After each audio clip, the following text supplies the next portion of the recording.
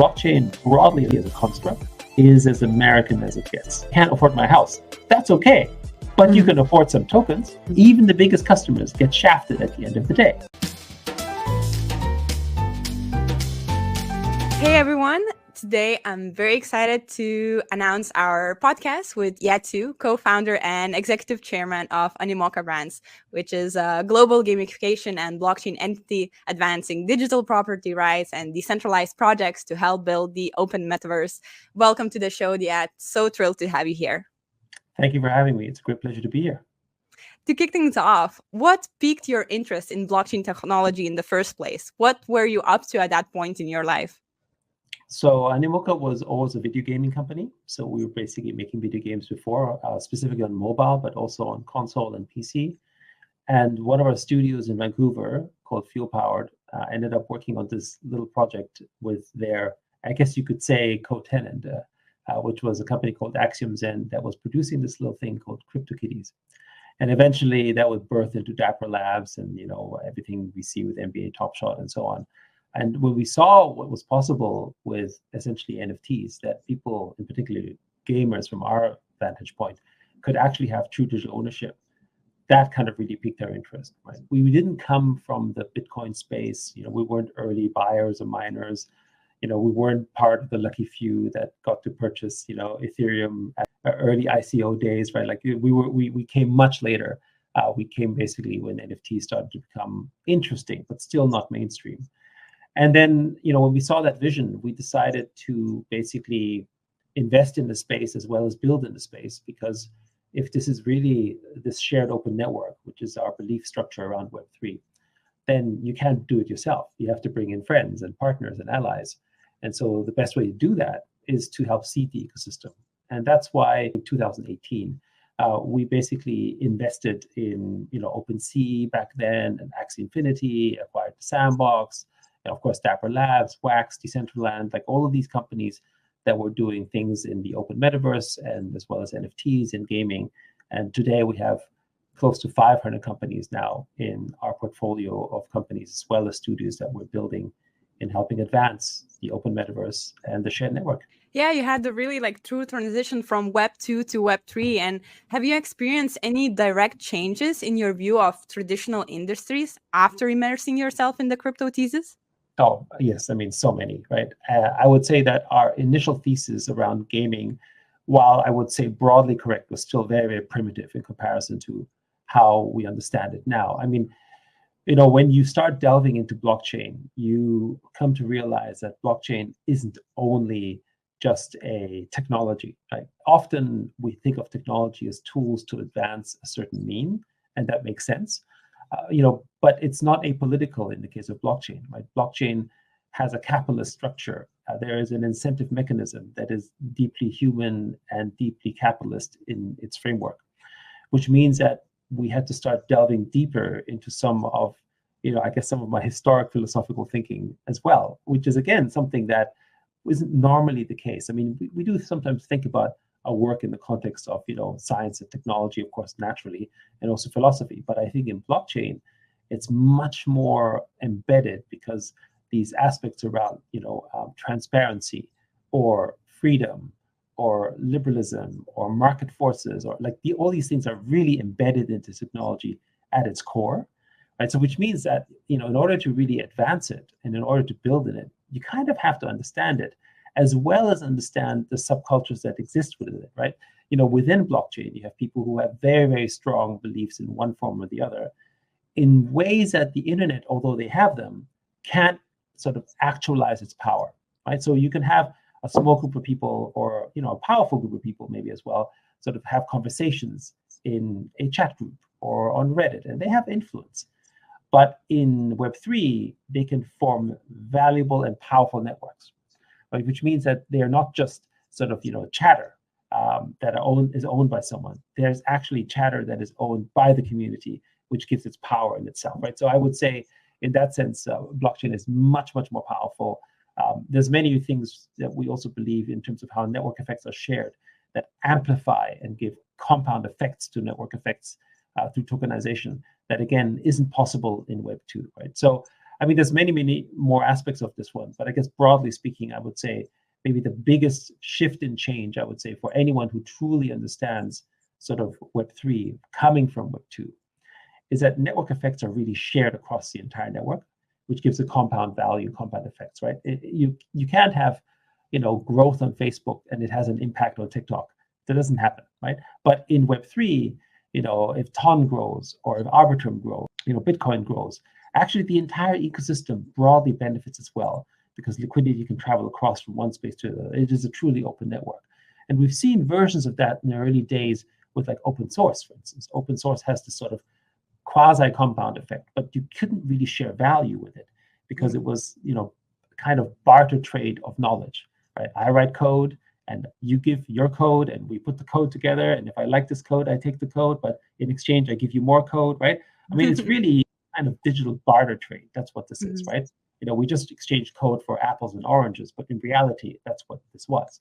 But in tokenization, you can now, through this effect that sort of the tokens have, you can now transfer value across these type of what used to be sort of barter networks. And in the same way that when we moved from bartering to money as a way of medium of exchange, tokens have essentially created that in a digital space, where we've now basically moved from a barter digital space from an open network perspective into one where value can actually be transported and sort of delivered from one end to the other, and therefore create these powerful effects, right? So I would say that's the biggest difference, which also means that to be a true Web3 user, you have to be much more financially literate.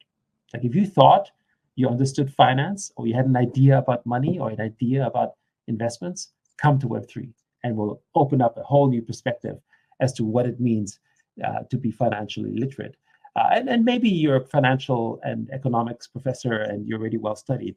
That could be a very small percentage, but I would say for most people, once you become a true Web3 user, your financial literacy explodes from where it was before, and your general knowledge changes, and your mindset becomes that of an investor. So meaning that once you are fully onboarded into Web3, you have an investing mindset. And let me clarify that. I don't mean to say that you're someone who suddenly just speculates and does that kind of stuff. I'm just saying that your mindset as to when you spend your money or when you invest something in, you come to realize that whether it's an investment in time or investment in capital, that you are actually investing in something for a future or for an outcome, as opposed to just simply using it, right? I think too many people forget that their time that they're using is in fact an investment. I think we as humans are naturally attuned to invest, but because of consumerism, because of social media, because of the Web2 giants that are out there, they've basically habituated us to thinking that our time is entertainment, our time is frivolous, it's fun, and yes, it can be whimsical. But even the whimsical things we do, like meeting friends and going out for a drink, are actually investments of our time. We want to spend time with people that are valuable to us, right? We don't want to spend time with people that are not valuable to us, right? So actually, everything is an investing mindset from a human perspective. And I think Web3 just elevates that and makes us realize that actually our time is worth something and we need to treasure it. What about then the integration of like Web 2 and Web 3 into the Web 2.5 concept, right? Because these are like people that are coming from like traditional finance world. Maybe they're very experienced. Maybe they're like multiple startup founders and they're immersing themselves in Web 3. Like, is there a concept like Web 2.5, or is it like fully kind of, journey towards Web 3? It's like one step behind it. Yeah. So look, I used to be in the Web 2.5 camp. As in, I understood the constructs around it. And I think there's versions of this. So for instance, if you look at Telegram and what Ton is doing with Telegram, I think that's a very good example of how you can onboard, hundreds of millions of people that are in Web 2 into Web 3. However, I would also say that the conversion rate from that to a true Web 3 user is still not as large as we'd like it for the time being. And I think that comes down to one major thing, which is to onboard is a mindset shift. It's one where you become more financially literate, and when you have a perspective of a certain degree of respect for, I guess, your digital freedom and your digital ownership and what it means to have that, right? There's a degree in which you have to evolve, which will happen, some people very quickly and some people over time. Like, for instance, today, in most places around the world, we take democracy for granted, but we also expect it, right? We are not okay when the king comes over and says, you know what, I'm just going to take over, right? But it didn't happen overnight. That evolution where we now became sort of accepting to the fact that actually we live in a democracy and we have individual rights and there's certain freedoms that are expected. That's a norm. That was not a norm basically 100 to 150 years ago, okay? So actually, when you think on the construct of history and time, it's only a very, very small amount of our time as humans that we actually came to respect our individual rights and that we have identity and that we have property, right? These are fairly new developments in our society, broadly speaking, right? So I think, again, we're in that shift right now. I think it'll evolve much, much faster than that, but it's the same situation in the sense that most of us who go from Web 2 into a Web 3 environment in this Web 2.5 thing don't understand what Web 3 is about because we don't have financial literacy, or we don't think of digital ownership as something that's important or meaningful, because we actually don't really understand something how physical ownership works, right? I mean, sometimes when you ask people, well, why do you own your house? They will tell you, oh, because I can touch it and it's bricks, right? And it's like, that's not why you own your house. You own your house because it's a government who gave you a piece of paper that is stable, that says that's your house, right? Otherwise, anyone who has more strength or power than you can just take your house, right? I mean, that's what it used to be like. So these are things that people forget because they just take it for granted. I think the same thing is here. So I think Web 2.5 as a transition, I'm okay with it, but I don't think it's a solution. I think the solution is education. I think the solution is something that we have to teach time and time again and have to keep talking about it, which is the reason why, I'm always out there and our team is always out there talking about digital property rights, nonstop, right? Because people need to understand that actually by owning your digital property, you actually enable yourself to have this framework of having this freedom and having actual capital formation opportunities and actually having the same effect that you have in owning sort of physical property that you can have in digital property, right? All these things need to happen. So I would say that the transitions are taking place, but it needs to come with a fair degree of storytelling and education. I mean, digital ownership has really been integrated in like the original Bitcoin white paper, right? Like, I feel like maybe we have missed it over the years a bit. Maybe it was overlooked because we were perhaps too focused on personal gains, or we were too focused on aligning with like traditional finance. But you really make that direct connection to social equality from digital ownership. Like, in your view, should we really rethink the current state of digital monopolies and social identity status and their transference to the digital world? Yeah. So to be clear, I think I would call it closer to maybe equity, as in social equity, rather than equality, right? So equality to me denominates something slightly different in the sense that it means that we're entitled to something, whereas equity is something that we own. We have maybe different types of sort of entitlements to it, but they vary, right? And maybe I'll come back to that later. And you're right, of course, Bitcoin is digital ownership and is, of course, a true form of ownership. But because Bitcoin was fungible, often it was translated, and often people in the Bitcoin world will translate it as, this medium of exchange, as in it is a currency. Yes, it has a commodity-like status, but, it is a store of value, a medium of exchange is kind of what money is supposed to be. So you can own your money, right? In that sense. But most people don't think of ownership, at least in the cultural context, of money ownership as something that is meaningful to them. And let me just sort of clarify this. Of course, money is important, but there's a point where, if you have $1 million and someone has $1 million, it doesn't matter, right? That's not actually what matters to you in your identity, in who you are as a person, right? So what actually matters to us is what money does to our social status and our social standing in our community, right? So, there's different types of capital out there, right? There is social capital and there's cultural capital. And in many ways, I would argue that social capital and cultural capital are intertwined with each other. And money, especially in recent times, wasn't always like this. In recent times, has become a way in which we amplify our social capital because money is a proxy for power in many places. So if I have a lot of money, then I have a lot of influence because I can buy things or I can hire lots of people. right? And therefore, this influence is why I want to be connected. That's your social capital. But then you have cultural capital that's tied to it as well, which isn't only social in nature. It is a different kind of power. Let's say you're a professor in a college, or you're a politician, or you're a tribal leader, or you're just influential, right? It doesn't mean you have a lot of money, but you have a lot of influence as well, and you can direct people, right? So there's a lot of people wealthier than, say, Taylor Swift in the world when it comes to pure money, right?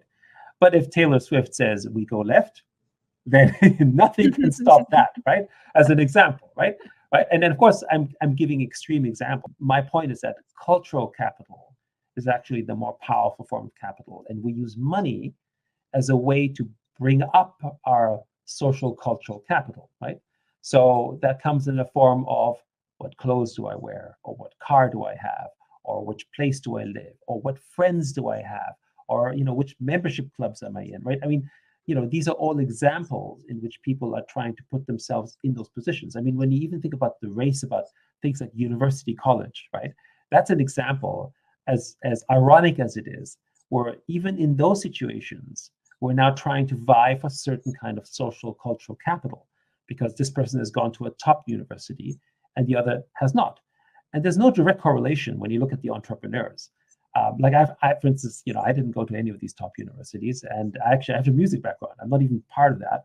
But the point I'm saying is that, your upbringing in terms of which college you go doesn't necessarily have a bearing as to what your success will be like in life. Yet when it comes to social standing, right, to our cultural capital, we think that is really important. And so we invest in that. And so how do we do that? Well, I use money to hire the best tutors.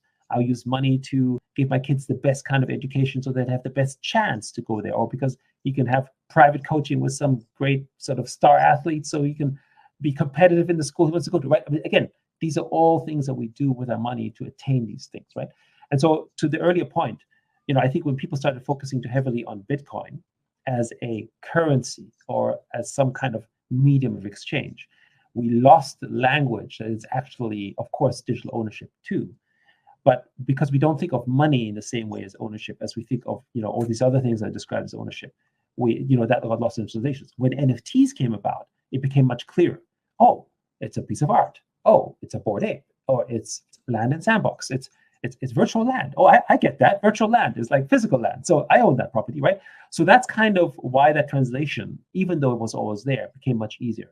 And I think that's what we need in not just our industry, but in any industry. We need to be able to translate it in the right type of stories, so that we can awake sort of the imaginations of us as people, which is our most powerful thing, to say, oh, those are the possibilities that we can open when we do that. And I think that was NFT's really sort of most important role in terms of letting people really understand that Web3 is about digital ownership. That's really interesting point to make, because you also once labeled your mission as like reinventing capitalism for the technology age, right? And that really caught my attention, because I don't think many people would actually connect blockchain era to the capitalism, right? I feel like that maybe in initially that was the case. Like you had like the banking crisis, you had housing crisis, and you wanted to get away from all these like kind of capitalist society troubles and into the digital world where you can have more to yourself and nobody can take it away from you. But right now, like we're becoming much more and more numb to it. Why do you think that is? Like, why maybe, well, I'm not sure. At least for me, that's how it feels. But why do crypto people as well forgetting kind of this role that led us to crypto in the first place? The biggest thing that, I think Web3 really sort of built for people is that once you have the foundation of ownership of any kind, of ownership that can be verified and is accepted by others, which the blockchain does, because the blockchain essentially creates this universal truth, right? Like if you think about how ownership was verified in the distant path when we were hunter-gatherers, it was simply verified by the community, right? Because we were only 100 to 150 people in sort of one type of society because we were hunter-gatherers. Then if I owned this cow, then everyone else broadly knew that was my cow, right? So if someone else came and said, that's my cow, well, then the consensus of that village would say, who owns the cow? That's actually what you think about it in a much larger scale is blockchain. And the reason why we ended up having to sort of have governments and systems in place is because when we came to thousands of people, it was not possible to prove the ownership. So if I say I have this cow, the person who has to make the decision doesn't know me, doesn't know the other person, never saw me in my life. So how does this person ever know that this is my cow or his cow, for example, right?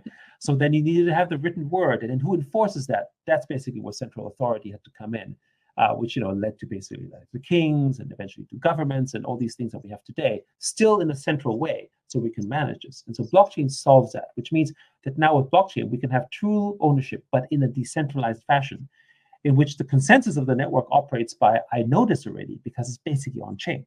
So it's your Bitcoin. It was always your Bitcoin. Even if it was stolen, I will know it's stolen Bitcoin, right? Or if it's your Bored Ape, it's your Bored Ape. And if you sold it, I can see on chain the transaction, how much it was sold for. This was a verified, bona fide transaction. All that type of stuff, right? So that's the foundation of that. So what is the foundation of capitalism, though? It's ownership, private ownership specifically, right? So if I have private ownership, the basis of private ownership allows me essentially to build capital on top, allows me to invest and create that. And I would also say, in specific, why blockchain is so interesting is that its defense is a capitalist one, meaning that if you wanted to usurp the network of, say, Ethereum in proof of stake, well, what do you have to do? You have to buy a lot of Ethereum. Well, that's going to cost you a lot of money. And what happens when you buy more? It'll cost you more and more and more. And then there's a market dynamic that creates a capitalist incentive to work with or against you. And in that scenario, it becomes too expensive, because what happens is that, yes, I could theoretically destroy the network by buying it, but then what happens is it goes to zero. Because once you have control over the network, right, then actually what happens is its value goes to zero, because people go, oh, I can't trust it anymore, because it's essentially owned by a central authority, right? So it's no different than what we have in certain countries.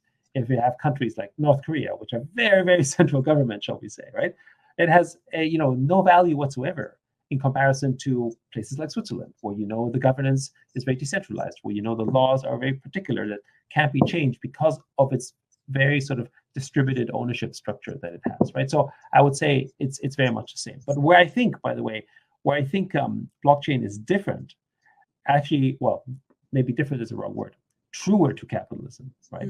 It may seem different from the capitalism we experience today, but it's truer to capitalism, is that for capitalism to function, you need a free and fair and open market. And the problem we have in the current financial structure and in Web 2 is that actually it is not an open market whatsoever. It's an illusion that we're existing in an open market. For instance, if you're buying advertising on Facebook, are you actually transacting with the other side? Or are you actually transacting with an AI written by Facebook that tells you what you think you should be buying? Well, that's not an open market, right? There's no transparency. We're not trading with each other. We're trading with an AI that basically works to the benefit of the platform, doesn't work with the benefit of the parties involved. So it's not capitalism, right?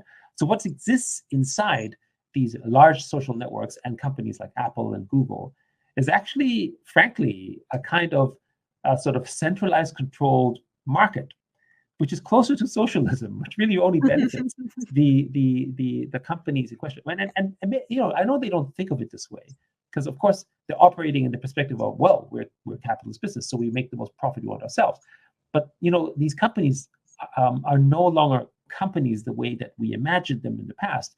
They're ecosystems, they're countries. I mean, if you have 1 billion people on your platform, you are not you're not a company, right? You are a platform.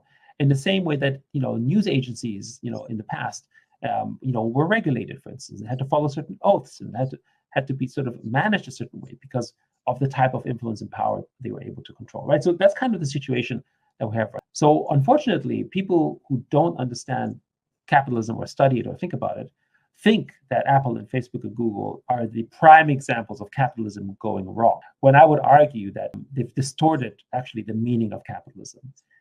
They've hoarded all the capital, being unproductive as well as a result of that distortion. So in Web3, though, we get to own a piece of that network that we're building in. So to me, that means we have not only a distributed share of that ownership, we actually create this side of capitalism, which I think is more like the capitalism was intended, where we all have a stake in it, right? So unlike in Web 2, the only structure in which you could own something was through equity, as in shares in a company, which is an indirect way. But in Web3, you can actually own through tokens. Really what you own is the network effect of that ecosystem, right? So when you own an Ethereum token, for instance, you don't actually own sort of an equity framework in the same way that, oh, look how much gas it generates, so that's my yield. I mean, that's not why you buy it, right? And honestly speaking, if you're buying Ethereum to stake it for staking yields, that's a pretty poor product, right? That's not why you own it. You own it to partake in its network effects, right? It's a way, the value of Ethereum and the value of most token ecosystems out there are a representation of the power of those networks. And before tokenization, we didn't really have a way of doing that because the financial aspect and the utility were separated, right? The financial aspect was maintained in the equity structure and the utility was the product, but they were never really fused together until today with tokenization. So which means then you have a way in which you can govern, maintain, and control basically these multi-billion-dollar networks with millions of users and owners, actually, owners to be precise. Like if you hold just one token, you basically are an owner of the network, which you can't do in a shareholding structure. You can't have 10 million shareholders. It doesn't work. The administration is impossible. But you can have 10 million token holders. You can imagine a future in which billions of us own tokens, which we have governance over and can vote in things like we see with DAOs. So DAOs today have roughly $30 billion of value locked in them, and they're governed by 10 million people, of which about 3 to 4 million are active. Now that sounds like a small number in comparison to the world, right? However, when you think about companies like Apple, which is one of the largest companies, if not the largest company in the world, they only have 80,000 shareholders. Just think about that. 80,000 shareholders, and that's big. And there might be some companies that have hundreds of thousands of shareholders, sure, but they don't have 10 million shareholders. And they don't have 10 million people that are governing $30 billion worth of assets. Like just imagine what the future looks like when all of us can actually govern and have a stake in the very networks that generate value in our own lives, right?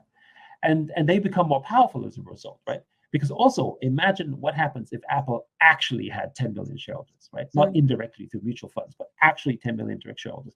Well, the value of Apple would even be larger, right? Yeah. So that's kind of what's happening in Web3, and that's also the reason why capital formation and network formation is so rapid, because the networks are creating these compound effects within each other, right? Whereas if Facebook grows, that's great for Facebook. Nobody else cares. If Fortnite grows, it's great for Epic. Nobody else cares. But in Web3, if one ecosystem becomes really large, everything gets lifted up with it. Yeah, I think it's really reflected in Animoca Brands' portfolio as well, right? You are one of the launch partners of MOCA Foundation, right? Which is a community-owned foundation working on metaverses, network effects for culture and entertainment. How would you say this network effect plays out within Animoca Brands and within your portfolio companies? So the idea between really starting with the MOCAverse NFT collection was to basically create a framework in which we could create ownership between what we're building in the network effects we're building with others.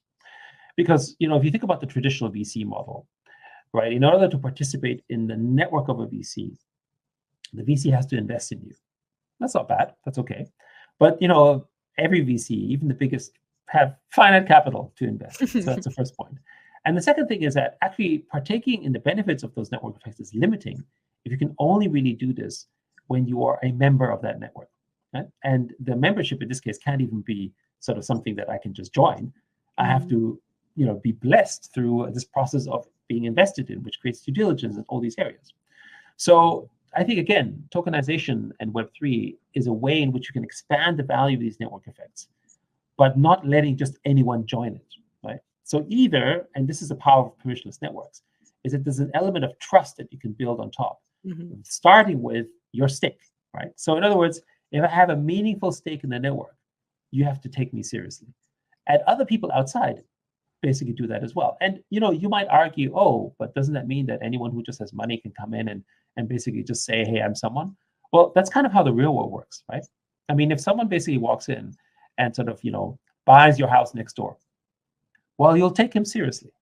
He's your bona fide neighbor whether you like it or not, and you now have to work with him, in some community or fashion, right? And to me, though, that actually has worked quite well, right? And I think it's no different than, if someone runs a company and someone becomes a big shareholder in you, well, you got to listen to him and start talking to him, right?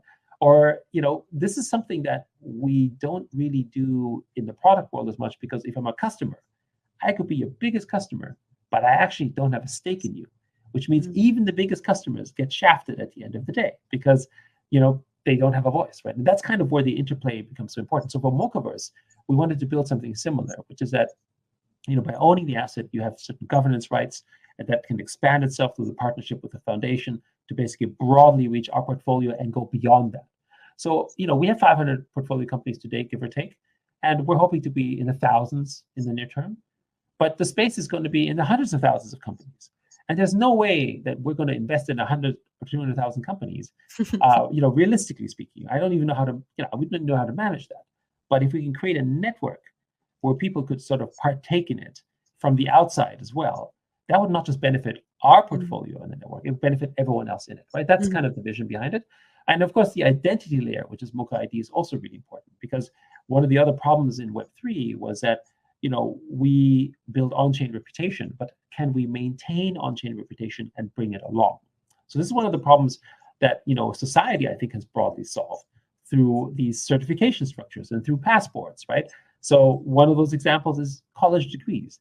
If you went to this college, right, then you have a certain reputation, and that certain reputation can get you a certain kind of job with a certain minimum pay that advances you in society up to a point, right? So there are many problems with the system, I agree, but generally speaking, that's how reputation is built. And then you don't want to lose that reputation. Like, people don't want to sort of start with a fresh name every year, right? Because everything they built before is gone, right? Their reputation, their relationships, their degrees, whatever they've built, right? And so we need the same framework in Web3, where you basically are able to build that. And so we're doing this basically with MOCA ID, starting also with a way in which you can sort of build on-chain reputation through gaming and entertainment and culture activities, and then extend beyond that. That same partnership using the same technology is now working with OpenCampus, which can then work with things like degree certification and so on. And what's beautiful about Web3 is that you can actually certify that you have a reputation, but in a zero-knowledge way, which you can't really do in Web2. Like, the problem that you have in Web2 is that when you have to release everything about you. So if you go for a job application, not only do you have to send them your whole sort of life history, your biography, your degrees, you have to give them permission that they can then call the university and call the workplace and say, hey, you know what? This person who used to work here, did he really work here? And this person who did that, were they really good or not? Or like all that stuff, right? They can go through the entire process, which essentially on chain you can solve without actually having to reveal maybe even sort of all these personal details that are kind of unnecessary, right? And just think about all this personal private information that is in every HR officer's hands, which is basically every company in the world, right? That's just freely floating around, and actually, you know everything about them. So, right? When in fact you don't need to know all that stuff, right? It's enough to know these points that zero knowledge can provide. So, and I think with Web3, there'll be a future where you can actually hire. We kind of do this a little bit, but obviously not as mainstream as it could be. We could actually hire sort of what may appear physically anonymous people, but their on-chain reputation is actually more powerful. You see those pseudonyms, right? Like when people who go in with their NFTs and basically, on crypto Twitter, basically post, they don't know who they are, but he's got a reputation. And he's proved it not only by what he posts online, but because he has stake, because he has a wallet he's published and people can see it, and his identity is public, and that's his reputation. And once he builds that for several years, that's a reputation he doesn't want to give up either, right? Trust is such a crucial component, right, in crypto networks overall as well. But I think crypto especially pinpoints that as one of the top areas that we should be concerned about. And as you mentioned, everything from official employment records or individual services, and ultimately the whole professional background check of a person can be on chain and can especially assist people maybe from more underserved communities, right? there is such lack of systemic inclusion, where like really it blocks people from showcasing their experiences and maybe getting the more suitable jobs and studies and other occupations.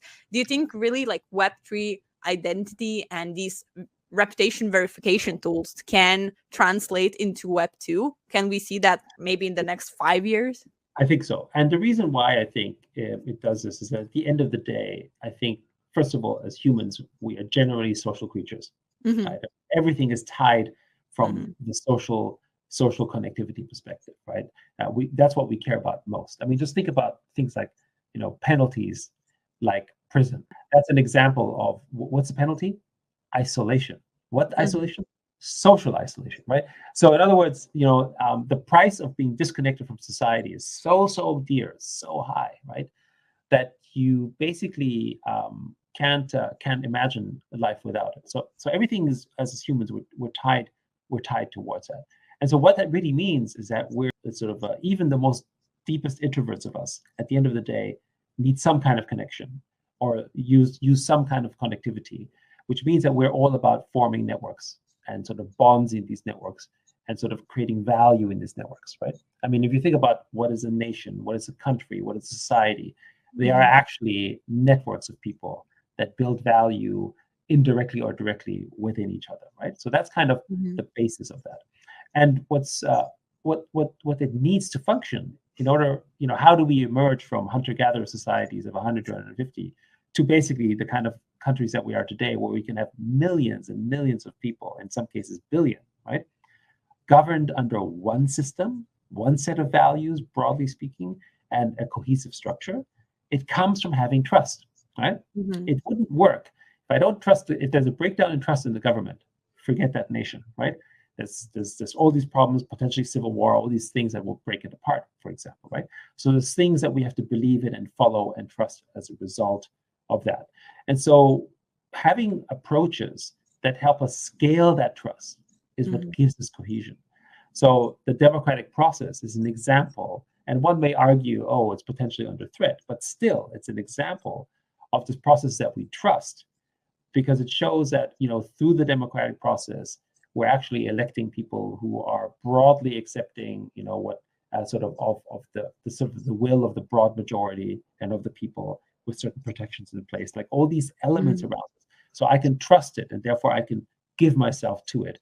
And I'm willing to forego a certain amount of freedom for that safety and security that comes with it, right? There's always that pendulum shift between freedom and security, which is, the big arguments that happen, somewhere between anarchy and sort of, basically sort of absolute control, right?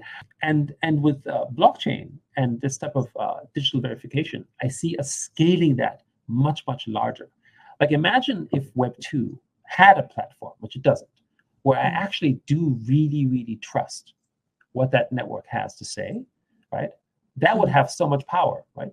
And actually, when you think about the birth of these platforms, we trust them, right? We trust, for instance, eBay seller ratings. We trust Amazon seller or buyer ratings. We broadly trust an Instagram poster most of the time. We broadly trust someone on Facebook most of the time when they say something. But then we see all these problems that come. There's a limit as to how much we can trust them, because we can't verify it all the way. Plus, these trust networks don't interoperate with each other. So in other words, I could be someone on Facebook, and I could be someone on TikTok, and I could be someone on Amazon, and these three do not connect with each other, and I don't have a correlation between the three. And therefore, I have to build three different sort of layers of trust just for them as well, and rebuild everything from scratch, right? Which again, in blockchain, you can sort of verify and cross-verify in a manner that will not be sort of tampered by central authority. So I actually think this sort of layering of these sort of ironically trustless, permissionless networks, right, actually are what creates a deeper and bigger trust over time. And I'm not saying that people need to understand the mechanics of blockchain, or that they have to understand how to sort of track Etherscan, but the tools out there are basically using open networks to analyze some verification that I can now know, oh, you're who you are, and you really did this transaction, and I can have faith in this. And that basically builds trust in the community, and as a result, builds more networks, right? So I actually think blockchain will proliferate network growth and network connectivity even greater than it is today, because we as humans can actually trust each other more. Yeah, and indeed, like this trust connected with digital identity, right? It's kind of a crucial part of the financial literacy that like we discussed about like before. And I think especially like looking at more educational side of this avenue, like you have one investment called OpenCampus, right, which is building learn to earn layer 3 blockchain. How was this like the initial push? Was it like completely in line with your idea of what financial literacy should look like in the Web3 space? So the vision of OpenCampus extends beyond financial literacy, but yes, it was an idea to help basically people become more financially literate by basically giving them a form of digital property, making them understand that even teachers who are actually not very financially literate, when they make content, they're actually creating intellectual property, which then, has capital formation capabilities because you can on-sell it like a royalty product. So, I often sort of give this example of imagine what the music industry would be like if we didn't have intellectual property protection for musicians. But there wouldn't be a Taylor Swift to begin with. There wouldn't be a Michael Jackson. He'd be a great performer, but he'd have no way in which you could create the kind of value and ecosystems that he built on the basis of his intellectual property rights, right? And the fact that his catalog can be on-sold for generations thereafter, or that there's rights and royalties that are respected from the creators that then give value that they can then invest and build into these futures, right? And this is true basically for any industry. I mean, it's not just specific for musicians. It's for artists, creators, all that kind of stuff, right? And so what would happen, for instance, if teachers could be like musicians? Now, we're not saying that every teacher, just like every musician, is going to be the next Taylor Swift, but there could be a Taylor Swift of education. Why not, right? There are way more teachers in the world than there are musicians, and they impact way more people's lives in terms of what they do in the future than musicians. Again, nothing wrong with musicians; they impact people's lives. And Swifties, please do not take this the wrong way. I'm a fan too. Don't worry about it. But danger zone. Danger zone. No. But yes, but my point is to say that as much value as they generate, actually teachers are not less valuable. I would argue they might be even more valuable in many ways. And yet they do not have the ability to have this kind of influence. And I say it's because they don't have a way to protect the intellectual property rights. They don't have a way in which they can do what musicians were able to do, right? And again, other artists are the same, whether it's an artist, whether it's a filmmaker, like they all have ways in which they can protect it. And one of the problems in the traditional world and in the Web2 world is that it costs too much money to protect intellectual property. You have to hire a lawyer, you have to sort of, do contracts, you have to negotiate, all that stuff, which means that unless this content makes a certain amount of money, it's not worth protecting. But, it wasn't always like that, right? Because lawyer fees weren't as expensive as they used to be, right? The foundations of the early forms of music protection didn't come from the fact that we had to spend hundreds of thousands of dollars in protecting them. That wasn't what it used to cost, right? And so with blockchain, though, with NFTs, for instance, you can start to protect your intellectual property for less than $1. So that opens up all sorts of avenues out there as a result of that, right? And then, of course, from that builds financial literacy. So we started with focusing on teachers as creators, and of course, as students as the ones who consume that. And I think this becomes even more important in the age of AI, because AI basically just subsumes and takes content from all over the world, but actually doesn't have a really good way of tracking whether this content belongs to you or not. And so to me, one of the answers around this is, well, if AI is going to go and use all this content in the world, it should also pay out the value it generates to people who use that content, right? I mean, just think about, something like OpenAI, you pay a subscription, right?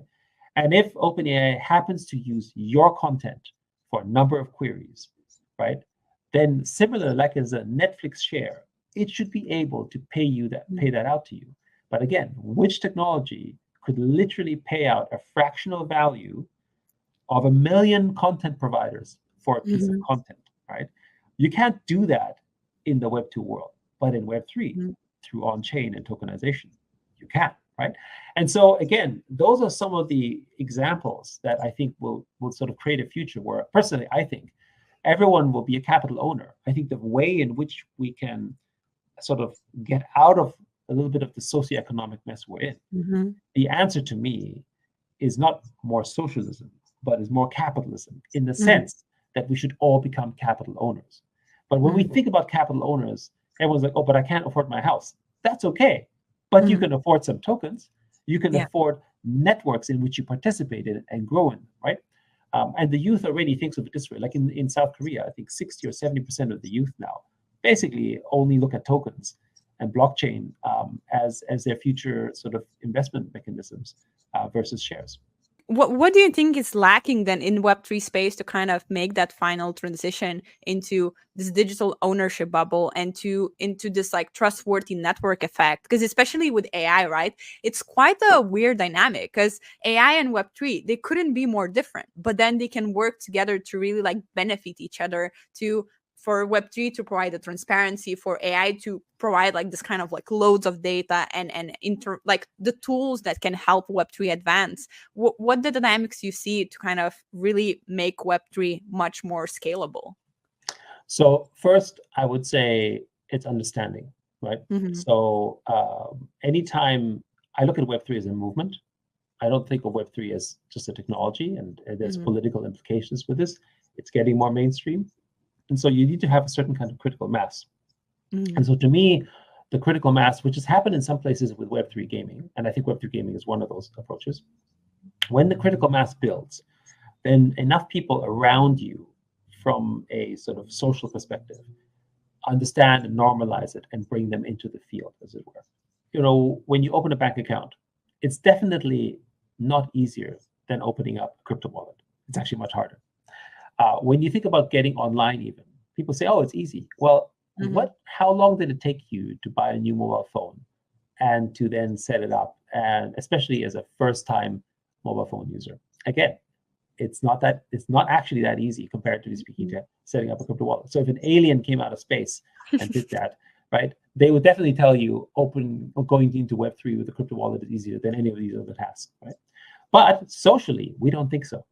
Socially, everyone will tell you opening a bank account is so easy, or opening up a internet connection with my phone is so easy, right? I just, because there's enough of a help network around you that supports you, right? So if I don't know how to do it, there's your mom, your grandma, your nephew, your uncle, your friend, everyone knows something about it. They can help you. The problem I see in Web3, and I see this happening in places in the Philippines where it's more broader, and even in Hong Kong, is that if within your social network, right, just think about what it's like outside of our bubble. Outside of our bubble, it seems really, really hard because I know nobody who can help me. And maybe there's this one guy or one girl who can help me, but it's only one, right? And it's kind of on the fringe, and maybe I don't know that person that well. So, so it feels distant, right? So it's this feeling that's there. Whereas if you're inside the bubble, we're like, it's so easy. Like, there's everyone I can talk to who can help me. And if I don't understand, so we have this, so it's about this critical mass to get enough people in the space saying, oh, I understand this, right? And when you adopt, so when you talked earlier about Web 2.5, when you move people from Web 2 to Web 3, people are going to land on Web 3 with different levels of understanding. Just like how when people came into the internet, they didn't all land on the same level. It wasn't like, oh, I have a dial-up internet connection, now I'm an internet pro. And didn't happen, right? Again, there was a percentage of people who were very good at it. There was a percentage of people who were okay with it. And there's a whole bunch of people who were like confused as hell when they got online, right? They're like, what is this? Why do I need this? What is Mosaic? Why am I even visiting, content, on a website that looks inferior to a magazine, right? I mean, that's what they were thinking, right? So this mass of people that are the, let's call it, ones who really get it, the early adopters that then pull the rest of the guys in, is what we need to keep building. And I would argue we're less than 2 years away from that. So 12 to 18 months where we reach critical mass around where you need really, and I don't mean this for people who own crypto. To me, owning crypto is Web 2.5. So if you're in Coinbase, if you're in Binance, that's great. But you're Web 2.5. Maybe more, maybe even more Web 2.3, but something, somewhere along the path, right? Because you basically already have the asset, but you're only trading. You're only doing one thing with it. You see it mostly for value gain. You don't understand everything else, but that's okay. You're in there. And that percentage of people, whether it's direct or indirect, will then slowly move truly into Web3, meaning that we need to get to probably true on-chain utility usage of hundreds of millions of users, which we don't have today, right? I mean, there's hundreds of millions of crypto owners, but they're not users on chain. So we have to get to that point where then it becomes normalized. And I think things like what's happening with Ton and Telegram, right? For instance, if you look at Notcoin as an example, when you looked at, if you look at Gamey, for instance, which, I think is now approaching 3 million daily active users, which are incredible numbers in Web3 gaming, for instance. And eventually, hopefully, we'll get into the tens of millions of users, for instance. Those are numbers that you can then get mass adoption from, but not because there's going to be 10, 20, 30 million of them, all of them landing on Web3 at the same time. It's because a percentage of them go, maybe millions of the hundreds of millions, right, are going to land on this as the experts and say, so we can help you, and then spread it out through the social network, right? I mean, just think about what you're doing or what people in your network are doing to onboard people. You're doing a lot, right? It's not just these shows and podcasts. Like, if your mom said, hey, I want to go into crypto, you'll be there, right? And you'll be helping her and set up a wallet and do all the things to make it easy for her, right? So she's not going to go to a website, and she's not going to go and sort of study all that herself. She needs someone close to her that she trusts that can do that, right? And so you saw this, what happened with Axie and later Pixels in the Philippines, because in the Philippines, where it really exploded with the villages, was that in the small village, there was only one point where typically people connected, because it's a village. So there's only one coffee shop. So as a result, everyone knew each other already. So the social network was small enough that you could actually mushroom and build from there. So when you had that expert that was in that coffee shop every day, then people congregated around it and just spread like that, right? And so you had this concentration of this sort of, I guess, mimetic factor that allowed basically the networks to spread as they were. But the problem we have in certain places, like Hong Kong is the same, by the way. So Hong Kong is much broader adoption in crypto, and that's why it's more friendly on Web3 as well, much more with regulation and everything, because so many people have it. And even if, so let's call the traditional TradFi guys don't have it, or their children have it, right? So there is enough of a network close to you that has it. But I think one of the problems we have in America, partially because of the narrative, it's not that you don't have lots of people who own crypto, is that they're still somewhat disparate. For instance, if you're in Miami, I'm pretty sure it's not a problem, right? Right? You'll have lots of networks to support you, and that growth will seem natural. But if you're somewhere else, maybe it might be harder, right? So again, it's all about sort of creating more critical mass. And whether it's gaming, whether it's education, whether it's exchanges, they're all doing their part to bring people on chain. What would you say would be kind of like the main crypto hubs in the global scale? I mean, you mentioned like places like Hong Kong, now Philippines are getting bigger and bigger within the crypto space. Where do you see that kind of mass adoption initiating really itself? Well, at the moment, it's definitely coming from Asia.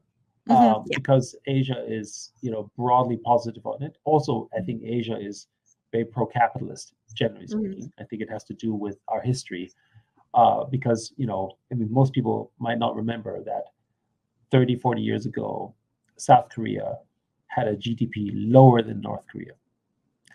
And for some people who don't sort of know much about Chinese history, I think 600 to 700 million people were lifted out of poverty over the last few decades in China, basically by embracing a form of capitalism. And China is technically communist, you could say, but there's nothing communist about China, right? Like, for those of you who understand China, it's probably even more capitalist than probably most European countries. Capitalism has essentially, from the perspective of people in this part of the world, at least my part of the world, capitalism has saved us for a better life. So we're generally broadly positive.